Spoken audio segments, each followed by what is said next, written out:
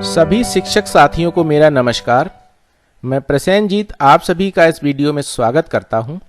साथियों, आपको अवगत कराना है कि सभी शिक्षकों व कर्मचारियों की सैलरी को अब मानव संपदा पोर्टल पर पेरोल सिस्टम से जोड़ दिया गया है, जिसके अंतर्गत शिक्षकों व कर्मचारियों को अपनी मासिक उपस्थिति माह में एक बार मानव संपदा पोर्टल पर अंकित करानी होगी। उपस्थिति अंकित होने पर ही संबंधित की सैलरी निर्गत की जाएगी। पेरोल सिस्टम से अब सैलरी लेट नहीं हुआ करेगी। यह माह की अंतिम तारीख से अगले माह की 2 तारीख के मध्य शिक्षकों व कर्मचारियों के बैंक अकाउंट में क्रेडिट हो जाया करेगी। आज इस वीडियो में हम जानेंगे कि शिक्षकों व कर्मचारियों के अटेंडेंस डेटा को मानव संपदा पोर्टल पर कैसे फिल करना है। यह कार्य माह की किस डेट से किस डेट के लिए करना है। साथियों, यह बहुत ही महत्वपूर्ण कार्य है। इसमें त्रुटि की कोई संभावना न रहे, इसके लिए आप इस वीडियो को ध्यान से अंत तक देखिए। एक बार देखने पर यदि कोई संशय रह जाए तो इस वीडियो को पुनः देख लीजिए। आइए प्रारंभ करते हैं आज का ट्यूटोरियल वीडियो और जानते हैं प्रत्येक स्टेप के बारे में विस्तार से। अटेंडेंस डेटा भरने से संबंधित सामान्य निर्देश। यह अटेंडेंस डेटा पिछले माह की 21 तारीख से वर्तमान माह की 20 तारीख के मध्य का भरा जाएगा। ऐसे शिक्षक व कर्मचारी जिन्होंने अवकाश के लिए आवेदन किया है, अवकाश स्वीकृत हो गया है अथवा अस्वीकृत, उनका अटेंडेंस डेटा भरा जाएगा। ऐसे शिक्षक व कर्मचारी जो अवकाश का आवेदन किए बिना अवकाश पर चले गए हैं, उनका भी अटेंडेंस डेटा भरा जाएगा। जो शिक्षक व कर्मचारी माह के सभी दिन उपस्थित रहे हैं, उनका अटेंडेंस डेटा नहीं भरा जाएगा। यदि किसी माह में कोई भी शिक्षक व कर्मचारी अनुपस्थित ना हुआ हो तो भी उस माह का अटेंडेंस डेटा लॉक किया जाएगा। यह अटेंडेंस डेटा विद्यालय के प्रधानाध्यापक अथवा प्रभारी प्रधानाध्यापक के द्वारा भरा जाएगा। कंपोजिट विद्यालय होने की स्थिति में प्राथमिक एवं उच्च प्राथमिक विद्यालय के पूर्व स्थिति के प्रधानाध्यापकों अथवा प्रभारी प्रधानाध्यापकों द्वारा यह डेटा अलग अलग भरा जाएगा। अटेंडेंस डेटा का प्रिंट आउट विद्यालय के प्रधानाध्यापक द्वारा हस्ताक्षर कर ब्लॉक संसाधन केंद्र पर जमा किया जाएगा। कंपोजिट विद्यालय होने की स्थिति में कंपोजिट विद्यालय के प्रधानाध्यापक द्वारा पीएस और यूपीएस के डेटा का प्रिंट आउट अपने हस्ताक्षर करके ब्लॉक संसाधन केंद्र पर जमा किया जाएगा। आइए अब जानते हैं अटेंडेंस डेटा फिल करने के स्टेप्स। साथियों, इस प्रोसेस को आप मोबाइल, लैपटॉप या डेस्कटॉप किसी से भी कर सकते हैं। सभी का तरीका एक जैसा ही है। वीडियो में स्पष्ट रूप से दिखाने के लिए मैंने लैपटॉप का प्रयोग किया है। सर्वप्रथम आपको मानव संपदा पोर्टल ओपन कर लेना है। इसके लिए गूगल सर्च में टाइप करेंगे http://ehrms.upsdc.gov.in/ और सर्च आइकन पर क्लिक कर देना है। आप मानव संपदा पोर्टल के लॉगिन पेज पर पहुंच जाएंगे। यहां पर आपको EHRMS लॉगिन पर क्लिक करना है। आपको इस तरह का डायलॉग बॉक्स मिल जाएगा। यहां पर यूजर डिपार्टमेंट में बेसिक एजुकेशन सिलेक्ट कर लेना है। यूजर आईडी और पासवर्ड के कॉलम में प्रधानाध्यापक या प्रभारी प्रधानाध्यापक को अपना मानव संपदा कोड और पासवर्ड भरना है। इसके बाद कैप्चा कोड सही भरना है और लॉगिन बटन पर क्लिक कर देना है।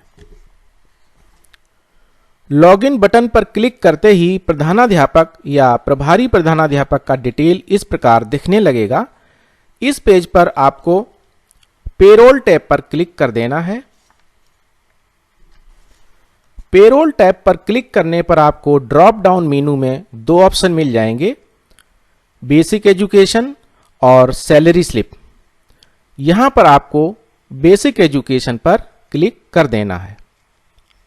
बेसिक एजुकेशन पर क्लिक करते ही आप पेरोल मैनेजमेंट पेज पर पहुंच जाएंगे। यहां आपको अटेंडेंस बटन पर क्लिक कर देना है।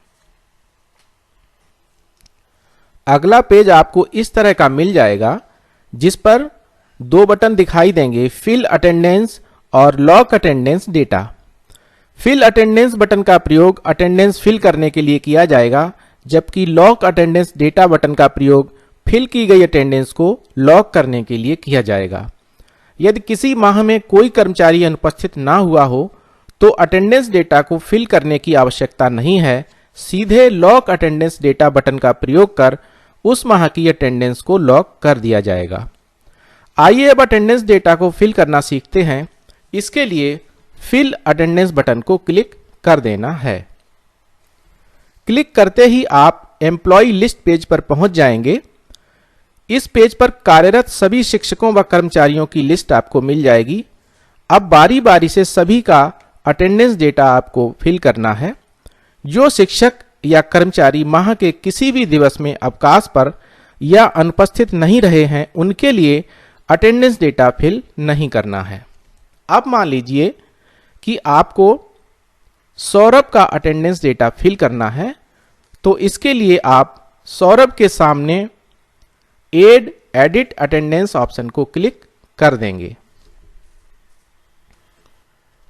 क्लिक करते ही आपको सौरभ का अटेंडेंस फॉर्म मिल जाएगा। यहां पर कुछ एंट्रीज पहले से भरी होंगी। आपको इस रेड बॉक्स में दर्शाई गई एंट्रीज को ही फिल करना है। लीव फ्रॉम के बॉक्स में उस डेट को भरना है जिस डेट से लीव ली गई है। इसके लिए आप बॉक्स के आगे 3 डॉट्स को क्लिक करके कैलेंडर को खोल सकते हैं या बॉक्स में मैन्युअली भी डेट फिल कर सकते हैं। डेट मैन्युअली भरते समय आपको कुछ बातों का ध्यान रखना होगा, जैसे डेट सेपरेटर के लिए स्लैश का ही प्रयोग करना है। यदि कोई माह 1 अंक में लिखा जाता है तो उसके पहले 0 लगाना है और सन को 4 अंकों में ही लिखना है। इसलिए बेहतर होगा कि आप 3 डॉट्स का प्रयोग कर ही डेट को फिल करें। डेट भर जाने पर वैलिड डेट का बॉक्स आएगा, इसमें आपको ओके पर क्लिक कर देना है। इसी प्रकार लीव टू के बॉक्स में वह डेट फिल करनी है जहां तक लीव ली गई है। नंबर ऑफ लीव डेज का बॉक्स ऑटोमेटिकली फिल हो जाएगा। रीजन ऑफ लीव के बॉक्स में आपको टाइप ऑफ लीव सिलेक्ट करना है, जैसे casual leave, medical leave, child care leave etcetera. Leave status के बॉक्स में आपको sanctioned leave, non sanctioned leave या अनऑथराइज्ड लीव के ऑप्शन मिलेंगे। उचित ऑप्शन आपको सिलेक्ट कर लेना है। रिमार्क्स के बॉक्स में आपको लीव से रिलेटेड रिमार्क लिखना है। रिमार्क लिखते समय विशेष चिन्हों जैसे ब्रैकेट आदि का प्रयोग नहीं करना है। सभी बॉक्स सावधानी पूर्वक फिल करने के बाद सबमिट बटन पर क्लिक कर देना है। यदि आपने सभी बॉक्स सही फॉर्मेट पर फिल किए होंगे तो सक्सेसफुली सेव्ड का मैसेज आपको मिल जाएगा। यहां आपको ओके पर क्लिक कर देना है। ओके पर क्लिक करते ही आप वापस अटेंडेंस फॉर्म के पेज पर पहुंच जाएंगे। संबंधित शिक्षक या कर्मचारी की शेष लीव्स भी इसी प्रकार भरी जा सकती हैं। किसी अन्य शिक्षक या कर्मचारी का अटेंडेंस डेटा फिल करने के लिए बैक बटन पर क्लिक कर देना है। क्लिक करते ही आप वापस एम्प्लॉय लिस्ट पेज पर पहुंच जाएंगे। इसी प्रकार अन्य शिक्षक या कर्मचारियों का लीव डेटा या अटेंडेंस डेटा फिल किया जा सकता है। संबंधितों का अटेंडेंस डेटा फिल हो जाने पर आपको बैक बटन पर क्लिक कर देना है। बैक बटन पर क्लिक करते ही आप अटेंडेंस मेनू पेज पर पहुंच जाएंगे। अब आपको लॉक अटेंडेंस बटन का प्रयोग कर अटेंडेंस डेटा को लॉक करना है। इसके लिए लॉक अटेंडेंस डेटा बटन को क्लिक कर देना है। लॉक अटेंडेंस डेटा बटन पर क्लिक करने पर आप लॉक एम्प्लॉय अटेंडेंस पर पहुंच जाएंगे। यहां पर आपके द्वारा फिल किया गया डेटा प्रदर्शित होगा। एक पेज पर अधिकतम 10 एंट्रीज प्रदर्शित की जा सकती हैं। 10 से अधिक एंट्रीज होने पर आप प्रीवियस और नेक्स्ट बटन का उपयोग कर सभी एंट्रीज देख सकते हैं और चेक कर सकते हैं। सभी एंट्रीज को चेक कर लेना आवश्यक है, क्योंकि डेटा एक बार लॉक हो जाने के बाद कोई परिवर्तन करना संभव नहीं होगा। यदि आप किसी शिक्षक या कर्मचारी की कोई एंट्री डिलीट करना चाहते हैं तो एम्प्लॉय लिस्ट पेज पर ऐड और एडिट अटेंडेंस ऑप्शन का प्रयोग कर डिलीट कर सकते हैं, जिसका तरीका आपको इस वीडियो के अंत में बताया जाएगा। यदि प्रदर्शित डेटा में कोई त्रुटि नहीं है तो डेटा को फाइनली लॉग करने के लिए आपको लॉग बटन पर क्लिक कर देना है। मैं एक बार फिर से बता देना चाहता हूं कि इस पेज पर लॉग बटन पर क्लिक करने पर डेटा पूर्ण रूप से लॉक हो जाएगा। इसके बाद कोई भी परिवर्तन करना संभव नहीं होगा।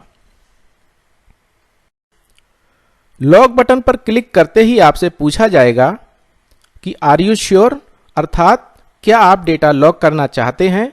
श्योर होने पर आपको ओके बटन पर क्लिक कर देना है। ओके पर क्लिक करने पर आपको सक्सेसफुली लॉग्ड का मैसेज मिल जाएगा। यहां पर फिर से ओके बटन पर क्लिक कर देना है। ओके पर क्लिक करने पर आप अटेंडेंस लॉक्ड स्टेटस पेज पर पहुंच जाएंगे।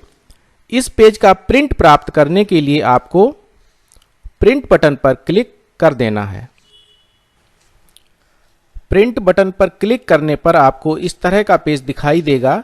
यदि आप डेस्कटॉप या लैपटॉप का प्रयोग कर रहे हैं तो कीबोर्ड पर कंट्रोल और पी बटन एक साथ दबाकर इसका प्रिंट पेपर पर निकाल सकते हैं, और यदि आप मोबाइल का प्रयोग कर रहे हैं तो इस पेज का स्क्रीनशॉट ले सकते हैं या सेव एज पीडीएफ ऑप्शन का प्रयोग कर मोबाइल में पीडीएफ सेव कर सकते हैं, जिसका बाद में प्रिंट पेपर पर ले सकते हैं। अब प्रधानाध्यापक या प्रभारी प्रधानाध्यापक को इस प्रिंटेड पेज पर निर्धारित स्थान पर हस्ताक्षर कर इसे बीआरसी पर जमा कर देना है। बेहतर होगा कि इसकी एक प्रति आप विद्यालय में भी सुरक्षित रख लें।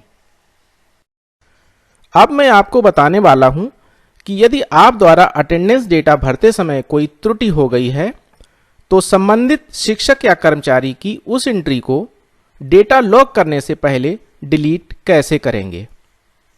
इसके लिए आपको बैक बटन और फिल अटेंडेंस बटन का प्रयोग करते हुए एम्प्लॉय लिस्ट पेज पर आ जाना है।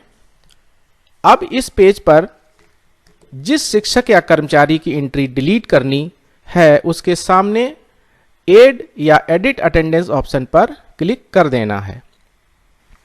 संबंधित शिक्षक या कर्मचारी का अटेंडेंस फॉर्म खुल जाएगा। अब इस पेज पर सबमिट बटन के नीचे अटेंडेंस फील्ड बार पर क्लिक कर देना है। क्लिक करते ही अटेंडेंस फील्ड का पेज खुल जाएगा। इस पेज पर संबंधित शिक्षक या कर्मचारी के सामने डिलीट के आइकन पर क्लिक कर देना है। डिलीट आइकन पर क्लिक करते ही आपको डिलीटेड सक्सेसफुली का मैसेज मिल जाएगा। यहां पर आपको ओके पर क्लिक कर देना है और पूर्व में बताए गए तरीके से डेटा को लॉक कर देना है। साथियों, यह वीडियो सभी आवश्यक जानकारी एकत्र करने के बाद बहुत परिश्रम से तैयार किया गया है। यदि यह वीडियो आपको उपयोगी लगा हो तो इसे लाइक कर दीजिए और अपने मित्रों को शेयर कर दीजिए। इस तरह के अन्य उपयोगी वीडियोस का लिंक प्राप्त करने के लिए आप मेरे व्हाट्सएप, फेसबुक और टेलीग्राम ग्रुप्स को ज्वाइन कर सकते हैं, जिनका लिंक आपको इस वीडियो के डिस्क्रिप्शन में मिल जाएगा। अगले वीडियो तक के लिए आपसे अनुमति चाहता हूं। जय हिंद।